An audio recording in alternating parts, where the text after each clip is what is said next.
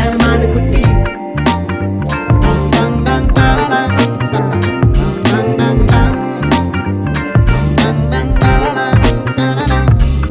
அடுத்தென்ன கலவரம் உண்டாகிடுமோ, உள்ள அணுக்களில் கலப்படம் என்றாகிடுமோ, கிட்டத்தட்ட காதல் வந்து உச்சக்கட்ட போதை தந்து நெத்தி பொட்டில் முத்தம் வைக்க நேரம்